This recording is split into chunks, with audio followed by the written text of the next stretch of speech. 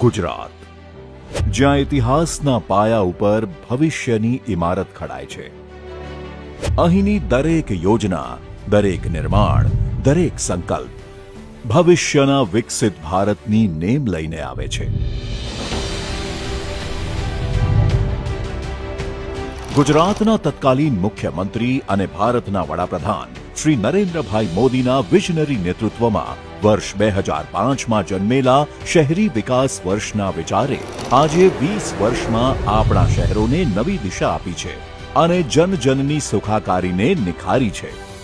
ગુજરાત અને દેશનું સપનું છે 2047 જ્યારે આઝાદીના 100 વર્ષ થાય ત્યારે આ દેશ વિકસિત દેશ હોવો જોઈએ, દુનિયાના મોટા મોટા દેશોની બરાબર હોવો જોઈએ.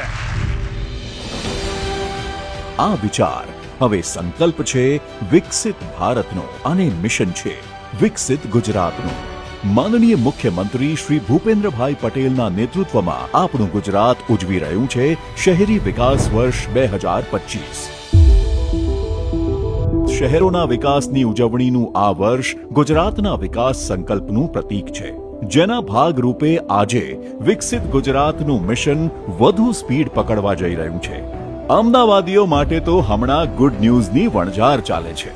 વર્લ્ડ હેરિટેજ સિટી તરીકે જાણીતા અમદાવાદ શહેરે દેશના સૌથી સ્વચ્છ શહેર તરીકે પ્રથમ સ્થાન મેળવ્યું છે અને આજે બીજા મોટા ગુડ ન્યૂઝ મળવા જઈ રહ્યા છે.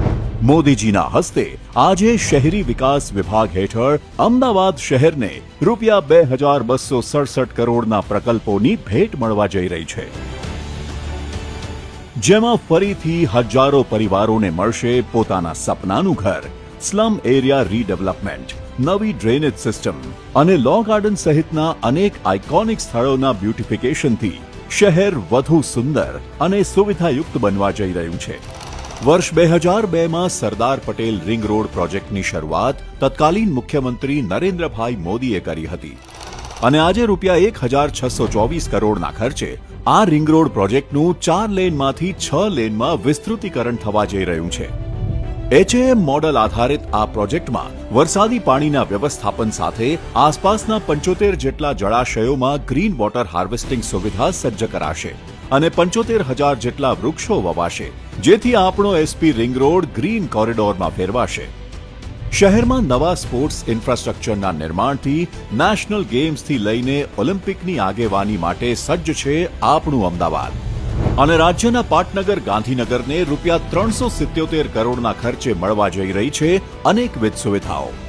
₹62 કરોડના ખર્ચે તૈયાર થયેલ અત્યાધુનિક ડેટા સેન્ટર મળવા જઈ રહ્યું છે, જે રાજ્યના જમીની અને મહેસૂલી રેકોર્ડને સુરક્ષિત રાખવાની સાથે માત્ર એક ક્લિકથી નાગરિકો માટે એક્સેસ ઉપલબ્ધ કરાવશે.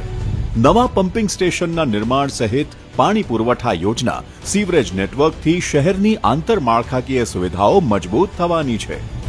આજે ઉર્જા અને પેટ્રોકેમિકલ્સ વિભાગ દ્વારા ગુજરાતને ₹1122 કરોડની પરિયોજનાઓ મળવા જઈ રહી છે, જે હેઠળ રાજ્યમાં વીજળી વિતરણ ઇન્ફ્રાસ્ટ્રક્ચરનું આધુનિકરણ અને નવા સબસ્ટેશન્સના નિર્માણ સહિતની સુવિધાઓથી જનસુવિધાઓ વધવાની છે.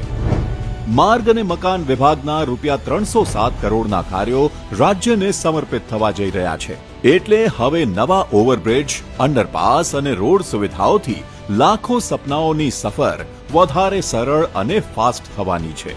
આજનો દિવસ ઉત્તર ગુજરાત માટે પણ ઘણો આનંદનો છે. કેન્દ્રીય રેલ મંત્રાલય હસ્તકની આજે ₹1404 કરોડની રેલ પરિયોજનાઓ મળવા જઈ રહી છે, જેમાં મહેસાણા પાલનપુર રેલ લાઇનનું ડબલિંગ, કડી કલોલ કટોસણ રોડ રેલખંડ અને બેચરાજી રણુજ રેલખંડના ગેજ રૂપાંતરણનો સમાવેશ થાય છે. આજે કડી સ્ટેશન પરથી કટોસણ કડી કલોલના માર્ગે સાબરમતી સુધી નવી રેલ સેવાનો શુભારંભ થવાનો છે તથા બેચરાજીથી પ્રથમ વખત રણુજ થઈને ઉત્તર ભારત માટે કારથી લોડેડ માલગાડીને પણ ગ્રીન સિગ્નલ મળવા જઈ રહી છે. આમ આપણા ગુજરાતના સુખી અને સંપન્ન ભવિષ્ય માટે આજે કુલ ₹5477 કરોડની વિકાસલક્ષી પરિયોજનાઓ મળવા જઈ રહી છે. આ માત્ર આંકડાઓ કે યોજનાઓ નથી, આ ગુજરાતને વિકસિત કરવા માટેનો રોડમેપ છે અને ગુજરાતના વિકાસથી જ સાકાર થશે વિકસિત ભારતનું સ્વપ્ન. એટલે જ તો આપણું મિશન છે વિકસિત ગુજરાતથી વિકસિત ભારત.